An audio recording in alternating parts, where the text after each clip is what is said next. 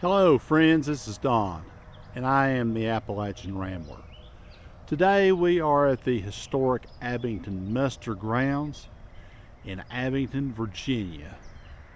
This location is really, to me, the origin, the genesis of the Battle of Kings Mountain.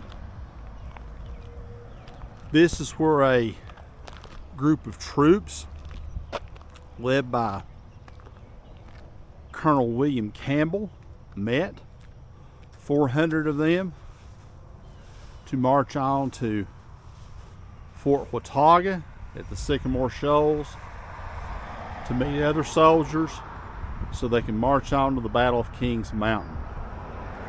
Of course, I'm always a sucker for any type of historic sign, so I'm going to read this to you in case you can't see it very well. To the south at Craig's Dunn's Meadow is the likely site of the Washington County Militia's muster ground for the Revolutionary War's Kings Mountain campaign. In September 1780, under the command of Colonel William Campbell, the militiamen left for Sycamore Shoals near Elizabethton, Tennessee. By 25 September, the militia rendezvoused with additional Washington County militiamen and forces from present-day Tennessee and North Carolina, and then proceeded south.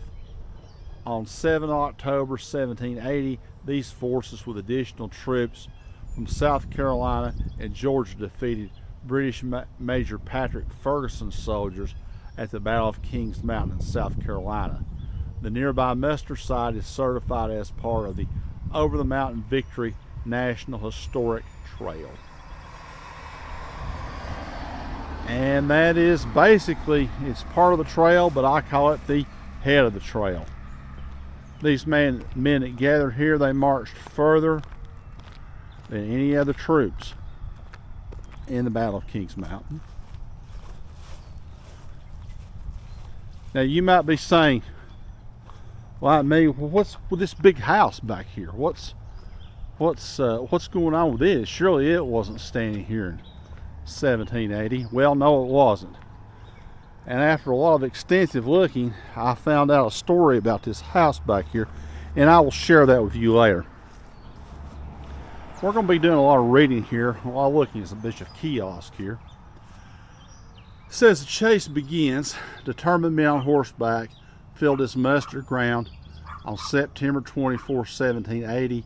Their goal, hunt down British Major Patrick Ferguson and his 1,000 loyalist soldiers. Called to action by American Colonel William Campbell, 400 men from the surrounding area joined the Patriots and began their march south from here. Patriots prevailed when they battled Ferguson's loyalist troops atop Kings Mountain in South Carolina. Patriots' victory at Kings Mountain prompted British General Sir Henry Clinton to declare it the first link in a chain of events that ended in the total loss of America. Here we go down, and it says, on hearing of a large body of British and Tories assembled in North Carolina under the command of Ferguson and threatening to visit Holston River on the 22nd of September 1780, the militia of Washington County, Virginia were ordered out under the command of Colonel William Campbell.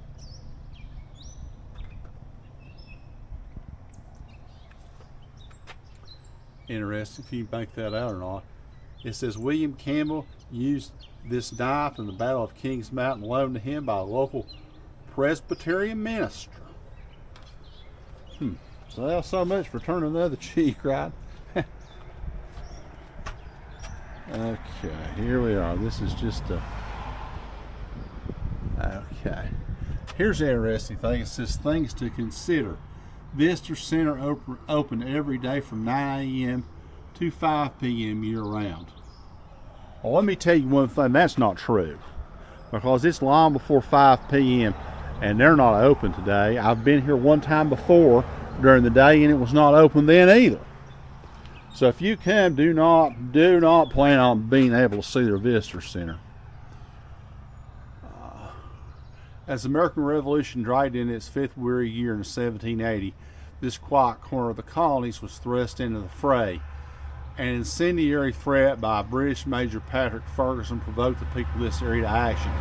Angered by Ferguson's threat to march his army over the mountains, hide their leaders and lay their country waste with fire and sword if they didn't join the British, these people instead cast their lot with the revolutionaries, followed the Patriots' march by exploring the Over Mountain Victory National Historic Trail. It starts here and leads south to Kings Mountain National Military Park in South Carolina. There the Patriots trounced Ferguson's loyalist militia. Okay. We can see from this map here, it shows places along the way where they encamped. We can see this a little bit different right here. They met here on the 24th of September. They marched in one day to Sycamore Shoals near Elizabethton. Then they marched to the 26th on Shelving Rock. Then they went to Roaring Creek on September 27th. Now this is getting to be some pretty rough territory through here. Then on the 28th, they go to Kathy's Plantation at Grassy Creek. 29th, Turkey Cove. And they go all the way around through here. And, let's see. North Cove, Turkey Cove. We have two encampments. Wonder if the soldiers divided up right here. Don't know. Okay, so on the 30th, Quaker Meadows, McDowell House. Now,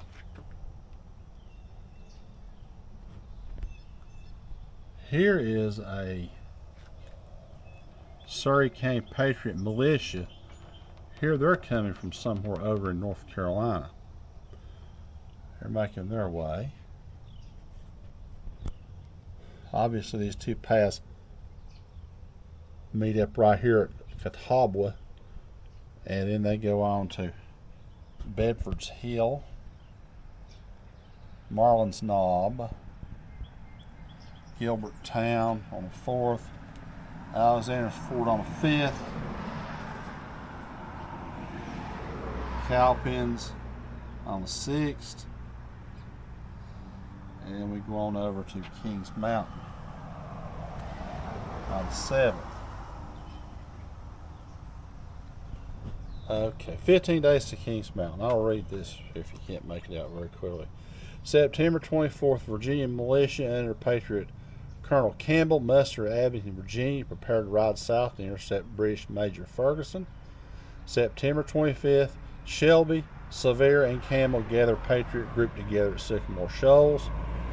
26th, the Patriot group spends first night at Shelving Rock. 27th, Patriots cross Rome Mountain at 2 inches of snow at 4,682-foot Yellow Mountain Gap.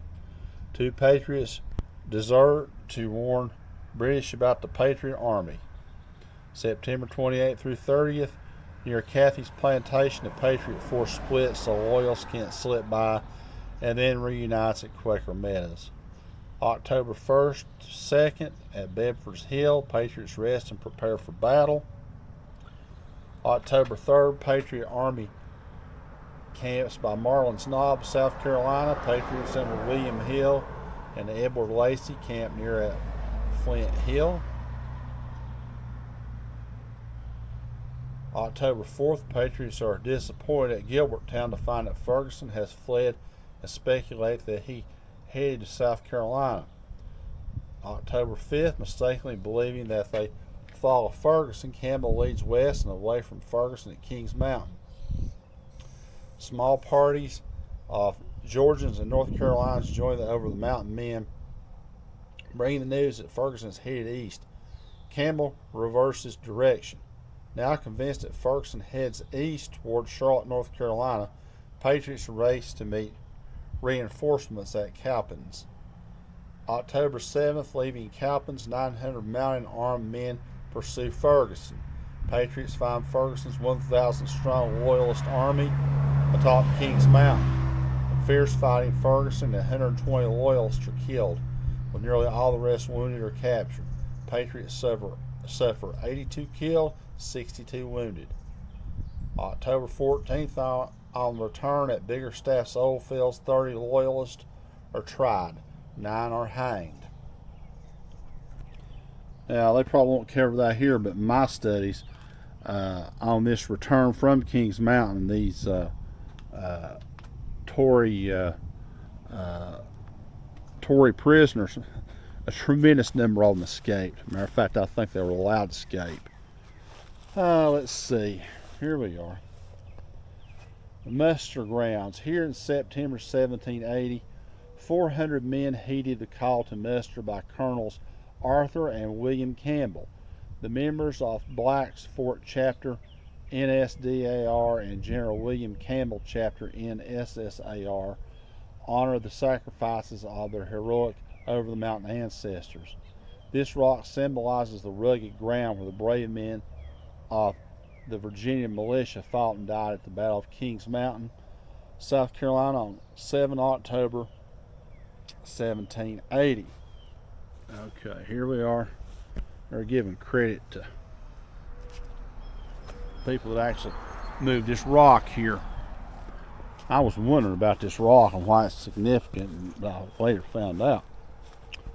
Battle of Kings Mountain, September SC 7 October 1780. Major William Edmiston. William Edmiston was named by General William Campbell as the commanding officer of Virginia militia at the Battle of Kings Mountain, South Carolina. Known for bravery under fire, Major Edmiston ordered his troops up the mountain in the first line of fire. 1/3 of all the men killed and wounded in battle were members of the Virginia militia. Later Colonel Edmiston served as a trustee of the town of Abington. He died on 30 July 1882. His place of burial is unknown.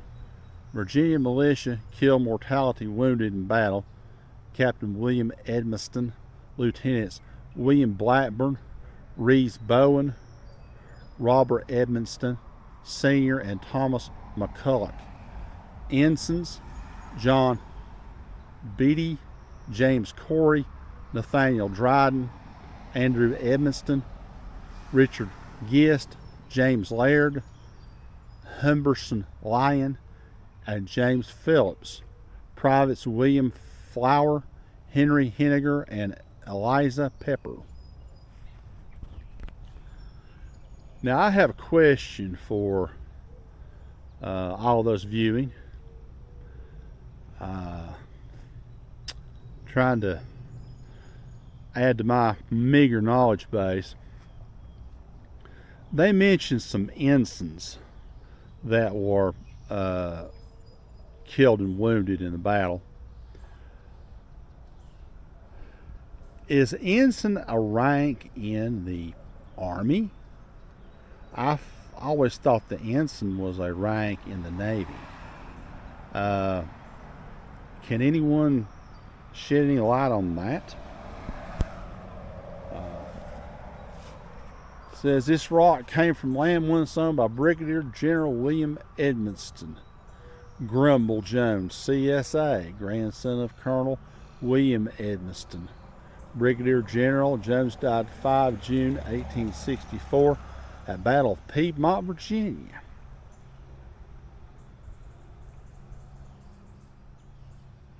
If you'll notice, the spelling of Edmondson and Edmiston are different. Edmondson. Then we go to Edmiston. Makes you think.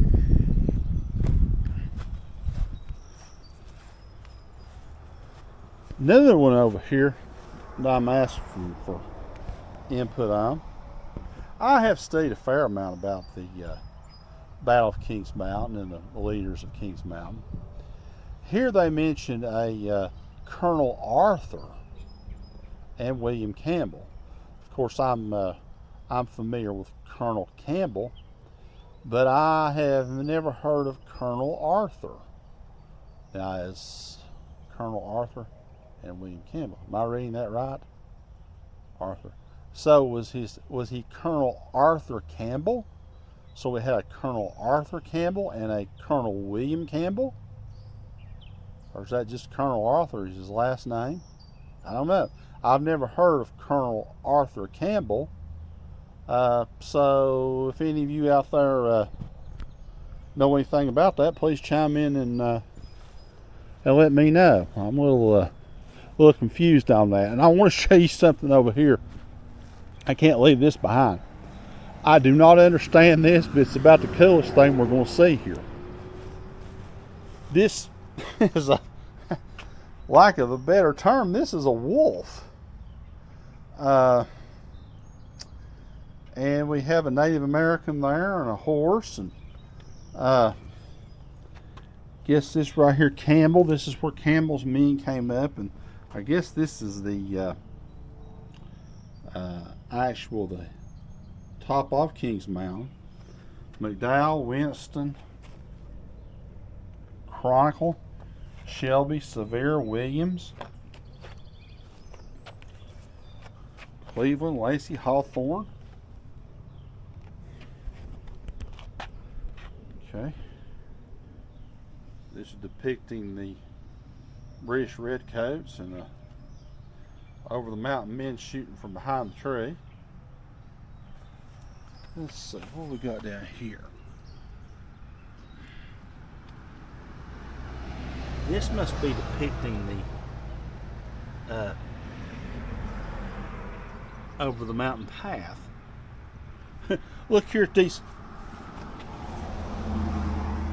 Look at these buckle shoes painted on this wolf. Which I guess that's a wolf, isn't it?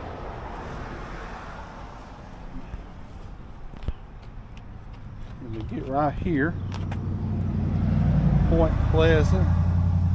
Something about Williamsburg, 1775.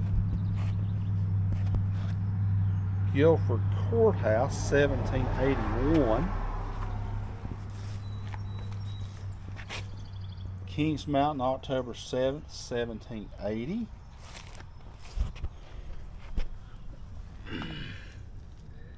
Guess this is an over mountain man here. What we got here on this wolf's tail? This.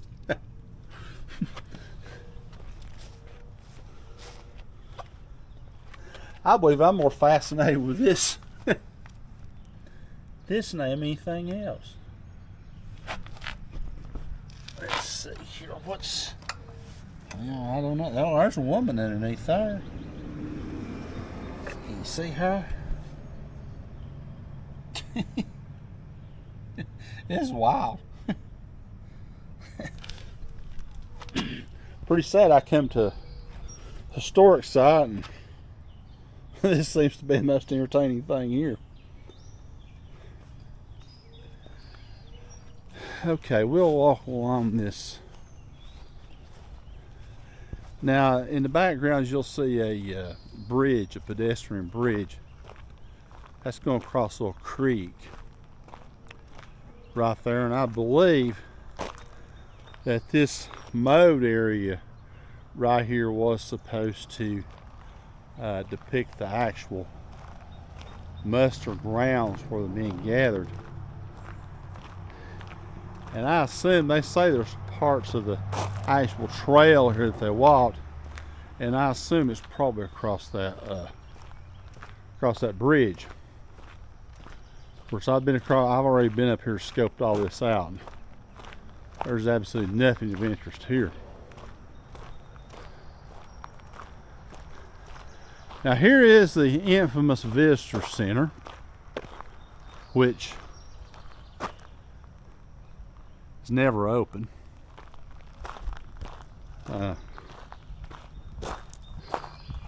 Here's some door handles, which both like muskets. We open this, and this is the doors to get in here. Notice it says, "Come on in, we're open." Open daily, 9 to 5.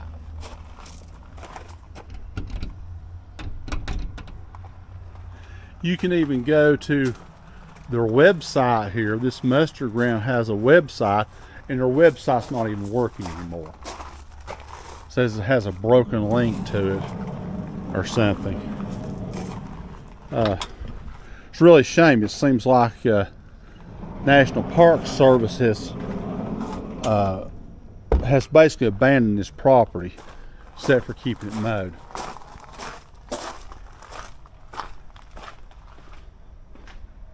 They do have tents here, which I guess is for those important things, like if somebody wants to have a birthday party or get married here or something. That's glad to see they're taking care of the historic site.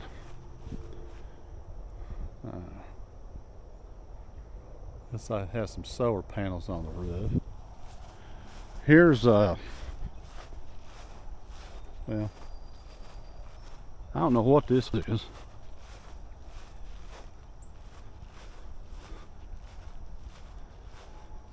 Some kind of old-timey stable. There's her tent poles. Pieces for fence.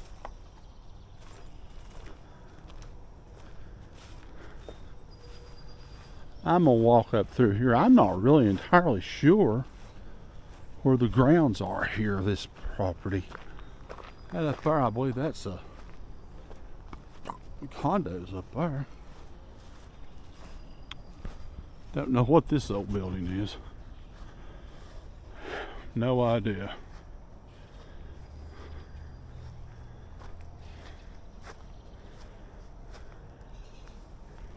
Whatever it is, it doesn't look too safe to me.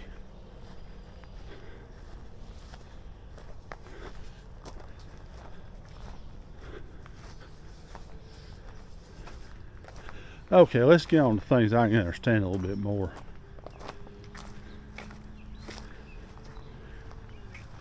This old house. I find myself more interested in this house and the story of these mustering grounds.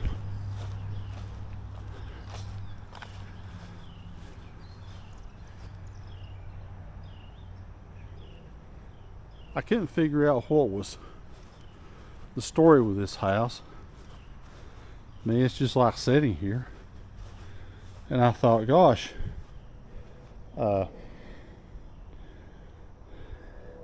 this house would not be as old as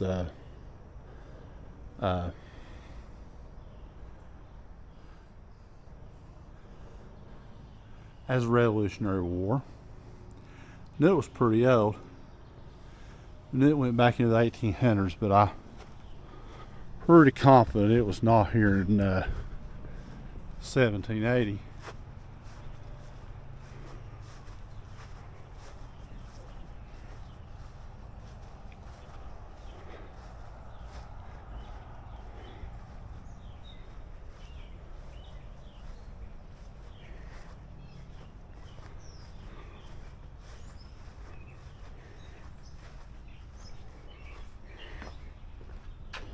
Now I have to wonder what's going on here.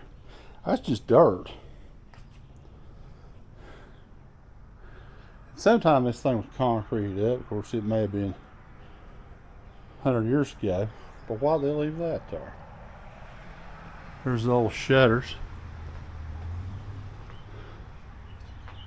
I don't know whether it's going to come out good on the camera or not, but look at these old windows.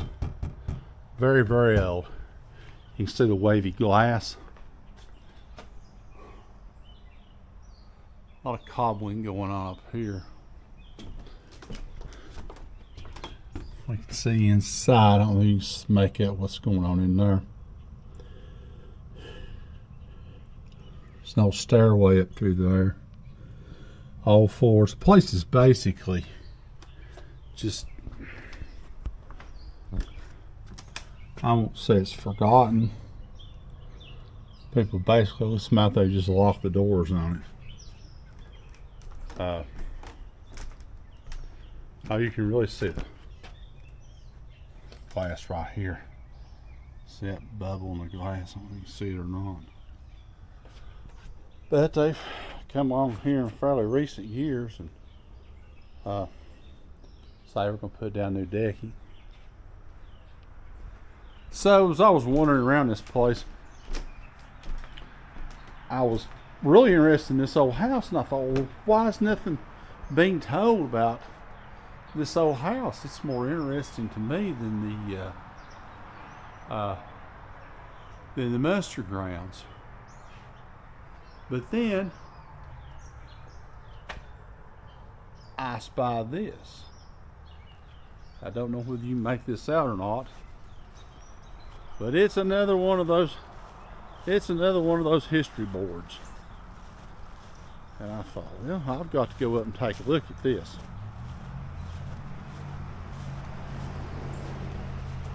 And it's dirty and been shown no love. I will have to read most of this too, because I doubt this is going to come out good on camera. It says, retirement, a storied house. Captain Robert Craig's Federal-style brick house provides a tangible link to Abington's history from the American Revolution to the Civil War and beyond. This photo was taken in 1880. 1813, Robert Craig purchased 8 acres of land on Wolf Creek from John and Nancy Mitchell, on which he built a 2-story house known as Retirement. 1828, Robert Craig conveyed Retirement and its land to his beloved son-in-law, William Smith. 1857, Judge Samuel Fulkerson of Abington, an officer during the U.S.-Mexican War, purchased the property and erected a 20-foot tall addition to the east side.